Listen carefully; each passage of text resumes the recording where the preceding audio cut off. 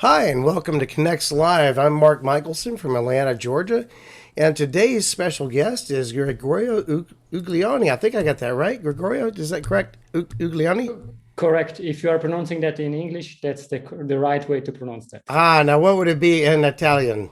Gregorio Uglioni. Gregorio, that's too fast for me. But I like it. It's a beautiful name. So tell me a little bit about what your background's about in CX Goalkeeper. What is going on with the soccer theme here? Thank you very much, Mark, for the invitation. It's a great pleasure for me to be here and to speak to your audience. And my name is, and I'm saying that quite slowly, Gregorio Uglioni. You don't need to read the G, but if you read that quite quickly in English, you can also read the ugly one. Please, I am not the ugly one. Joke, joke by side, I am an expert in business and digital transformation. My passion is customer experience, and I'm always striving to find innovative solutions which bring value added for customer, but also for businesses. In my spare time, I am the CX goalkeeper, and also here I am as the CX goalkeeper. It means all the views that I'm sharing with you are my own. It's not related to my corporate job.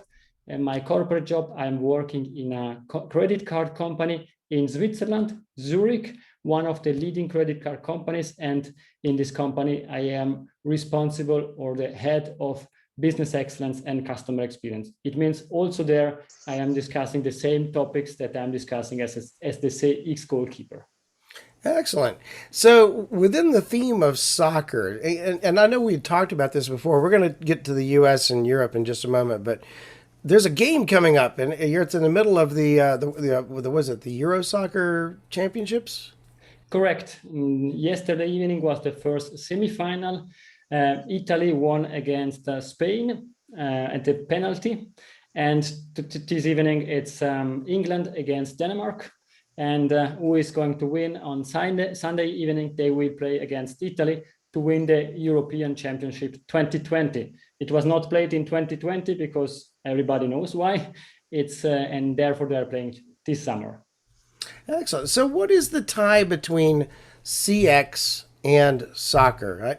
The CX goalkeeper concept. What does that mean? How does it translate to customer experience? I think I have two passions. One is customer experience, as already mentioned, and the second one is soccer. And the question that always came up, it's why the goalkeeper? Normally, goalkeeper are so a bit mad because they are really the last one of the team trying to ensure that not getting a goal.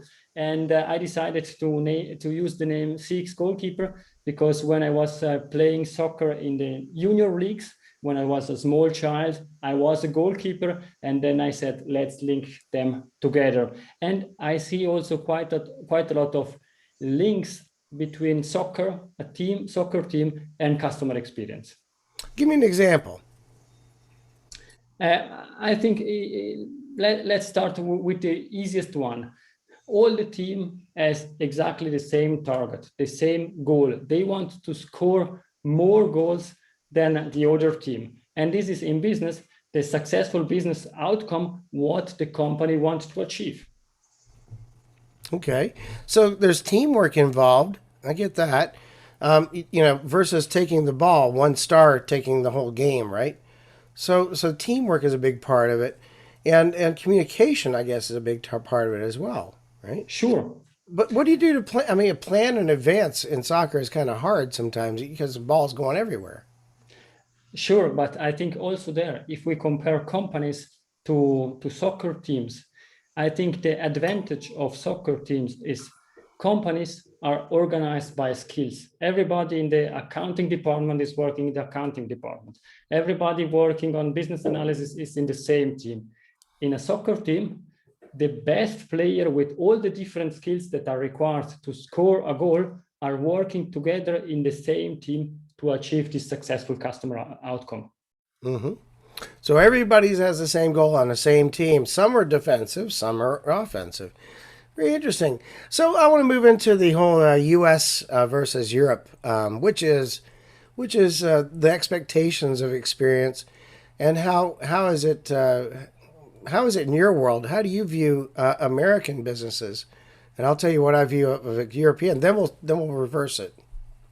It's a really good question, and I had a discussion last week together with the colleagues from the US, and they had exactly the same view that I have on US on return to Europe. From my point of view, if we are speaking about customer experience, US, it's some steps ahead compared to Europe. You are really already customer focused, and please do not misunderstand me. It's a generalization. We are speaking in general about businesses in US and in Europe. There are peculiarities in the different fields, but I think you are already one step ahead. Okay. I tend to think that different areas of Europe are different as well. Okay. It for me, it's a speed perception of the actual service and delivery. In some countries, it's slower, and it just because the pace of life is slower.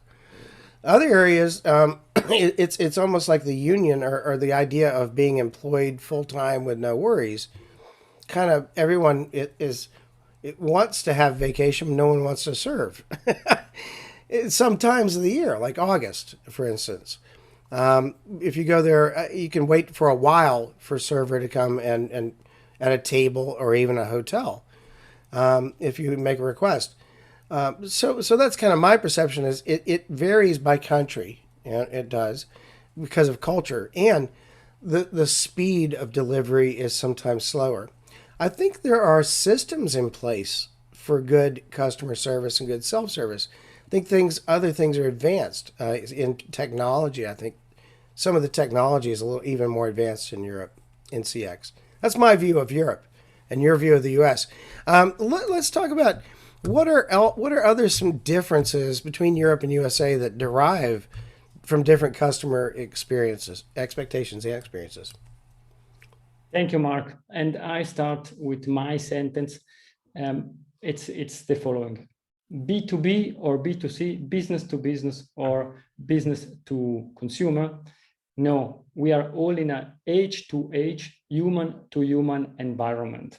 Mm-hmm. And if you grow up in the US or if you grow up in Europe, you have perhaps different cultural background, different socioeconomic system. But at the end, we are all humans.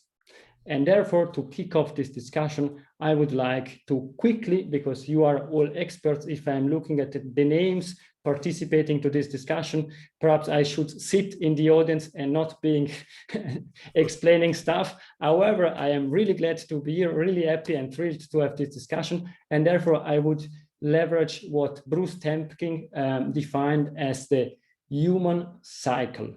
And if we start looking at this human cycle, it always starts with experiences and related expectations. These combined lead to perceptions, the perceptions of an experience based on my expectation. And these perceptions, if we combine them, they drive us to semi-permanent attitude, which will then elaborate. And while we elaborate then we develop and drives to behaviors. These behaviors then leads again to new experiences and new expectation, because if I already add some experiences, then the next time I have different expectation. And if I think about this human cycle of Bruce Temkin, then and try really to understand that it's really we care about humans because perceptions, attitudes, and behaviors are really related to humans. And if we care about customers, employees, patients, suppliers, these are all people and they go through this experience. And based on that, we can start thinking about different cultural background, different socioeconomic systems. And then we come exactly to this difference among Europe and US.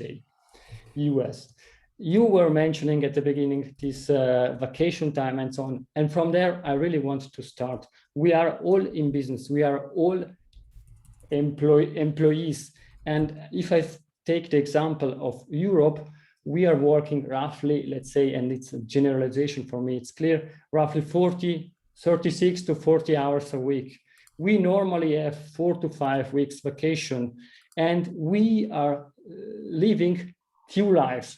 And why I'm saying that? One is my business life, where I go into in the morning, I leave in the evening, let's say at 5 o'clock or at 6 o'clock in the evening, and then I get home and I am together with my friends and with my family. As I am facing, and also through my analysis, I saw that in the US, there is a bit of different setup. I worked also together with an investment bank, and they said, we don't have vacation and we don't want to have vacation. And if we have vacation, we are not taking it. In Europe, you are not thinking about not taking vacation, because it's something that you get also by law. For example, in Switzerland, we have a law that it's saying that you need to have a minimal number of vacation days and you need to take them. And therefore, these are two different setup and two different socioeconomic system, cultural backgrounds that drive then different expectations and experiences. Before I continue, I stop and give you back the word to you. It is the whole hiring structure and the employee experience is much more controlled by government, I think, in Europe in general. I've had offices throughout Europe in my career. I've had them in the Netherlands, in Den Haag, and in Rome, as well as in Bergamo with a friend of mine, who I was partners with, really. And it fascinated me because someone could, once they're hired, they're hired. I mean, they could even not ever show up again. They're part of the family, and it's hard to fire anyone for anything. I mean, That's correct, yes. I mean, it doesn't matter. They could be arrested and in jail. They're still an employee. It seems. I don't know. That would not work here at all. We don't. We fight for getting any kind of vacation time, from what I understand. So I think that is a big cultural and employee difference. I want to talk a bit about B2B and my experience in working B2B in Europe for many years. When I would meet with clients in different countries, let's say it's in France, right? I would, you get there fairly early in the morning, whatever. You have a couple of meetings, there's translators and everything involved. And then we would take a 3-hour lunch. It would wipe me out. The wine and the full 5-course dinner meal for lunch. By the end of that, I mean, my day's gone. I can't really even wake up to participate because of the wine and the food. That happens all over. In Italy, there's 2 or 3 hour lunches. There's long lunches in the Netherlands. There's long lunches. I don't know if they do it in Germany, really long lunch like that. I think it's more breakfast and then after there with beer. But the idea of incorporating a lot of drink, alcohol in particular, wine, beer, into lunches is kind of unique in Europe. It's almost expected versus in the U.S. What are your thoughts on that? I think what you are saying is really it's important. And again, we are speaking about generalization, and I don't want to speak general. But what you are saying, it's correct. We have the culture about having lunch because it's our break, and I want to have a break over lunch. For sure, if you have customers with you, then perhaps you go for more courses and so on. But even if I am alone, then I want to have my time to spend with my family or with my friends, to have a discussion, to really have a cool down period, and then I start again to work. And I understand, and I got also quite a lot of friends that are telling me in US, I grab a sandwich, I quickly eat, and then I go to the next meeting, to the next discussion. And I think also there, it's, if we are thinking about creating experiences, what is really important to people while we are creating experiences? For sure, I'm not speaking about segments and so on. Let's take some example like personas. And one friend of mine, I can share afterwards the name and the LinkedIn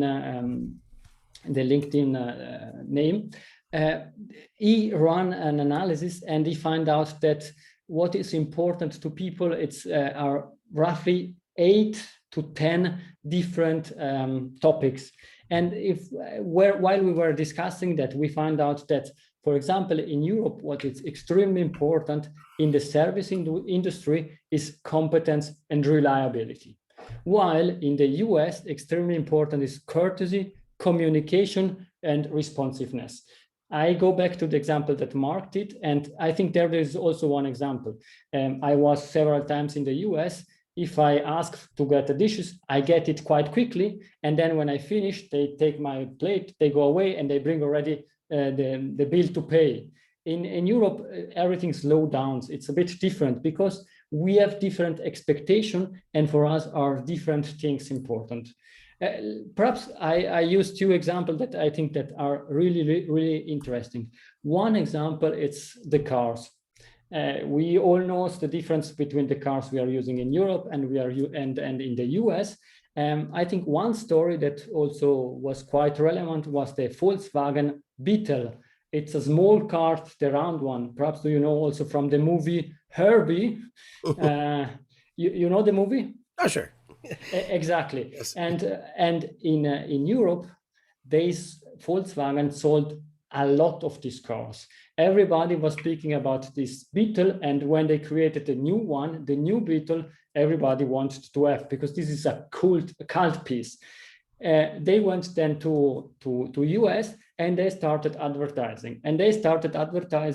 We have the best security, we have the best engineers, we are reliable, we are competent, we have the best cars. But they didn't sold quite a lot of cars, of these Beetles in the US. Why? Because they were not sold for personas in the US.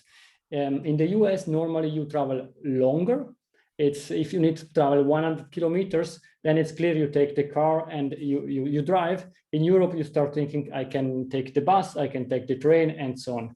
And the understanding is, and then I give back to you the words, is also, for example, there were one big issue that they found out.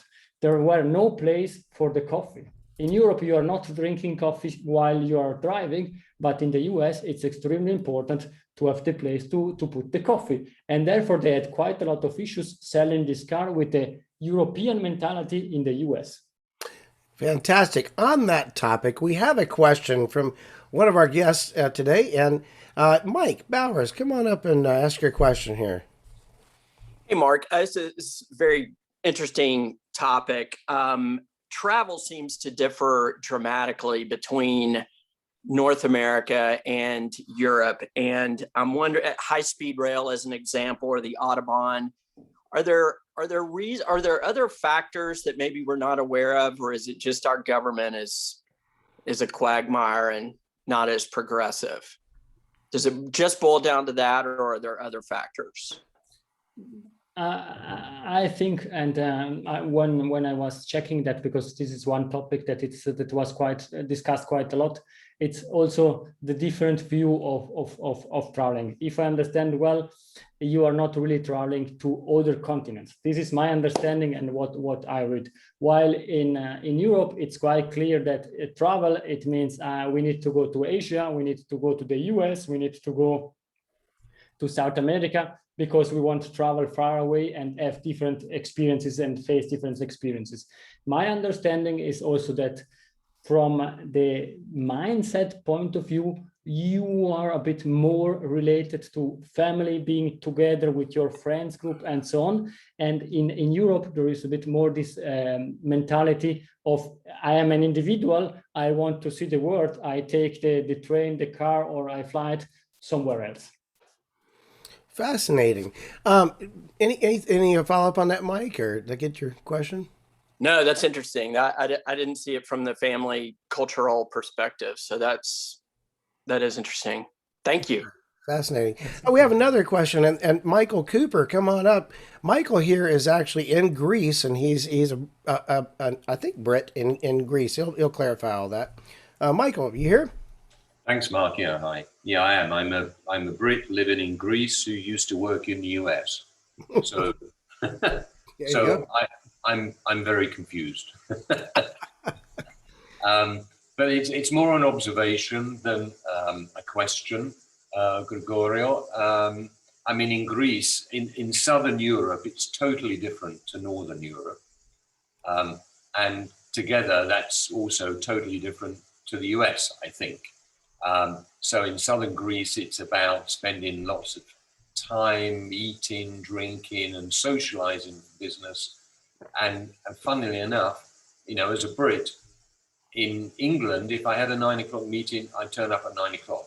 I mean, you would not dare to do anything else. And I'm guessing that's the same in the US. It's just respect and politeness, isn't it? In Greece, if you turn up at 9 o'clock, it's a no-no. They would say you're too eager for the business. Turn up about 9:20, not too late, but late enough to feel like you don't care, whether you get the order or not. And I think these differences are fascinating because, of course, it means a lot for global brands and how they have to market themselves. And I just think we all know about brands who failed because they didn't change their name from one continent to the other, and so on and so forth, and they didn't understand the different needs and wants. So I think it's a very fascinating subject. Michael, thank you very much for your inputs, and I fully agree with you. It's extremely difficult to compare US. I don't know how many millions people are living in the US with Europe in general. At the beginning, I was also looking for some numbers to share numbers and figures, because perhaps we have people that like more figures than these feelings and this high-level discussion. But if you are looking for summarized numbers from Europe, it's impossible. And exactly the same is for US. And therefore, I fully agree. But that's exactly what I wanted to say also at the beginning. We are a bit generalizing, and perhaps also to drive it to far away. But also, I think the East Coast is different from the West Coast, and right. in the US. And therefore, we are trying to have different views. I think, and I hope, when we are summarizing that at the end, what we should really care about is the persona for which we are designing the experience, and we should not always base that on facts, but we should also have a look about the environment. As you are saying, in Greek, half of myself is also Italian, and half of myself is Swiss. The half that is Swiss, they need to be there at 9 o'clock, and the Italian part would say 9:05, it's good. 9:10, we can start discussing. And these two countries are next to each other, and now we are comparing Europe and US that is far away. And therefore, I always stated quite clear, we are generalizing that, and I was trying to find some interesting example. One example was this from the Volkswagen Beetle, and on the other side, perhaps also from the US into Europe. The best example that I found was Ronald McDonald. In the US, they started really a big campaign with Ronald McDonald smiling. And in the US, it was extremely successful. This is what I found out. I can share all the links. In Europe, nobody's caring about Ronald McDonald smiling, because we care about others, things that are for us in Europe more important if we are eating. It's again reliability, the competence, and all this stuff, compared to US, that it's more courtesy, communication, and responsiveness. And therefore, we see again a marketing example that worked really well in the US, but didn't work in Europe, because we have different behaviors and different backgrounds.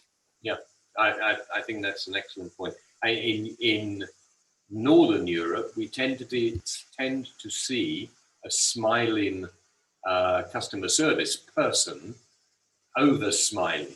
We tend to see it as false. We'll just, and we don't want too much attention. We go away. Go away. Leave us alone. Don't keep asking us if everything's fine. It's fine, and that's how they are. I was speaking of McDonald's. I spent a lot of time in Italy, and occasionally I would get a hankering for something from there. But in Italy in particular, they have in their cafe, it looks like Starbucks. They have all of the different pastries and fresh baked goodies that they would never have in the U.S. And their coffee, I still have my little espresso a ceramic cup with a McDonald's M on it, which I find hilarious because it's so off-brand here, yet it's on-brand there. And it becomes a meeting place, and it still is, in some cases, a successful meeting place for people if they want.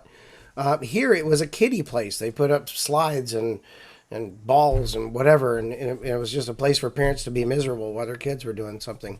But anyhow, brand on, spot on. Good point, Michael. I want to move on here. We have our final a guest question or audience question here, and Stephanie, come on up. Well, as hospitality is a name equated often to Chicago, and if I didn't mention it, we're hosting the next CX forums here. The opportunity, though, for tipping is really old-fashioned. And in the States, it's an automatic on your bill sometimes, even if parties are less than 6. And Gregorio, this whole orientation of people staying later, my point in the comment was that people linger longer. There might not be individual business travelers in Europe as much as a woman in the States. I might go across country and I might eat by myself, but for 1 hour. It seems more leisurely, at least that's my perspective. How do we monetize, though, that table ready receipt for the workers? Because they're going to run out of interesting ways to pay their paychecks, even post-pandemic. Any thoughts? I think also there what you're saying is correct, because in Europe, normally what you are paying for, it's already including all the service and everything around. For sure, again, in the Southern Europe, it's something like we're speaking about 10% tipping. It's normal. Again, a generalization. Michael, please correct me if you have different numbers. In Germany, it's also something like that you can tip, but for me was really extremely difficult, because the first time I was in the US, it was in Chicago, and I was not aware of that. And then I paid what was on the check, and then I added something like 5% or something like that. And then they asked me, was there a problem? Were we unpolite and so on? And then they explained us that the salary level is extremely low, and therefore, in order to survive well, they are expecting that we are paying more for the service. And also there, it's related also to what Mark said. I think regulation, legislation, but also the different cultural aspect that in the countries in Europe, speaking about the DACH region, Germany, Austria, and Switzerland, it's everything. It's in there. The price that you see is including service, while in the US it's different. I would agree. In Southern Europe and Northern Europe, we don't tip. We just don't tip. It's the bill is the bill, unless something exceptional. And when I go to the States and I'm asked to pay 15 or 20% on the bill, I'm like, what? Yeah, it's a surprise for you. Yeah, yeah. We have time for one more question. It's a good one. Patty, come on up. Hi. First of all, I have to say I love listening to everything you've said today, and I really have enjoyed your podcast. So if you all haven't listened, please take a listen to his podcast. It's really interesting. I particularly enjoyed the one where you and your partner talked about customer experience and the emotion and the perception behind it. It was very good. Beyond that, my question to you is this. I spent several years working for Neiman Marcus, and during that time did quite a bit corporately with customer experience. And one of the things that we did is we trained our stores on how to work with different cultures. So for example, our stores in the western part of the United States, particularly in California, San Francisco, and Las Vegas, were trained on the Chinese customer and what their expectations were and how to serve them. Our stores in South Florida were trained on the Brazilians and how to serve them and what to expect. So I just was thinking that with COVID kind of moving along and travel starting to open up a little bit more, are there certain things that you're seeing the countries in Europe do? I know quite a few people who are either have been or are planning to go to Europe at this point, but I was wondering what the training looked like and what the conversations were. for particularly in hospitality, tourism, retail, all of those things, to work with the Americans in the European countries?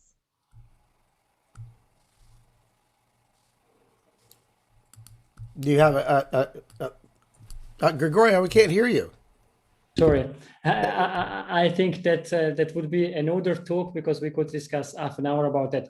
I think at the end, it's again a bit generalization, but we need to understand what will be the new normal. But at the end, if we have customer coming from the different regions, then it's clear that we need to take care of their expectation, as we discussed about that, and also what is important for them. For some people now, it's really hygiene, the most important topic, and therefore you need to wash your hand before you're going into a shop and so on. And therefore also there we need to take care about the peculiarities.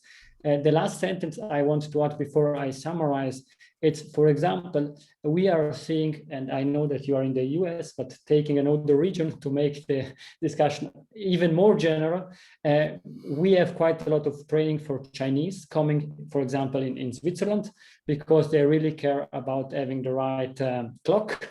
And there we have people that speak only Chinese, and they are really trained to be polite and engage with the customer as they would be in China. And exactly the same we are doing for all the bigger groups, segments of people, customers coming to Europe. If we expect a big amount of customers from the US, then we would train our people in order to ensure that your expectations are met. Can I ask a quick question? Yes. Hi. I guess my question is curious. Some of you may know the story of Oprah Winfrey when she was in a shop in Switzerland and was told that she needed to look at the less expensive purse because the assumption was because she was Black, she could not afford the higher priced purse. I'm curious if there's any training that goes on, because do you assume the Chinese person walking in is Chinese linguistically, culturally, or it could be an American cultural person who happens to be ethnically Chinese? I think we are coming in really a difficult discussion, and I am super sorry of what you shared. That it was also in our press. That was for sure not how independent from where it happened. Every country and every company, how they treat the customer. They should treat the customer because they are customers and human beings, and not because they have different languages, different eye colors, or I don't know which difference men or women. And also there, I think the companies can do quite a lot. They can train people, but at the end is the human being, the employee, that needs to take care of the customer and understand what are their needs, their expectation, and how they can help them, because at the end, service is helping others achieve what they want. Excellent. That's a great place to stop our chat for today. I think we've solved all the world problems between the U.S. and Europe. What do you think? I think that it was a really nice discussion, and thank you very much for all the inputs. Only to summarize, because we generalize quite a lot, but to summarize what we discussed, I think the one solution that fit for all doesn't work. We are far away of such solutions working. As we discussed also, walking in this customer shoes is not enough anymore. We need to really feel, smell, taste like our customer in order to really understand them. And this is not enough. We need also to understand the environment, because an happy mark is not exactly the same like an unhappy mark. And therefore, we need also to understand the emotional status of our customers and the cultural aspects. And I think this is really the key when we are designing experiences or speaking about these experiences, thinking about the human beings not as a logical entity, but a biological entity with all the difference that we have. It was a great pleasure. Thank you very much. Thank you very much. And just a quick plug here for those watching on video. We're here every Wednesday, and we're going to be going into networking session shortly, where we get to meet each other and share our views and experiences on today's topic, as well as anything anyone wants to talk about. Also, another plug that was touched on by Stephanie, we are meeting in person this fall, starting with Boston, where Carl Charisse is going to be our MC, and that's on September 21, excuse me. In October 19th, we'll be in Chicago with Stephanie helping there as the MC. And then we'll have Atlanta on November 9th, Austin, Texas, December 14th. Just signed up Anaheim for January 11th and Orlando for February 22nd. If anyone listening wants to be a part of any of these in-person meetings, just get in touch with me anytime. Thank you very much again. We're done with this session of CX Forums Connect Live. And thank you very much, Gregorio. And what do you say? Grazie mille. Grazie mille. Or mille grazie. Oh, I can't hear you again. Sorry. I hope that you enjoyed it, and I hope to see quite a lot of nice choruses this evening. Yes, exactly. All right. Well, we're going to go ahead and close out this section of the program and go into networking. So, get it, Audrey.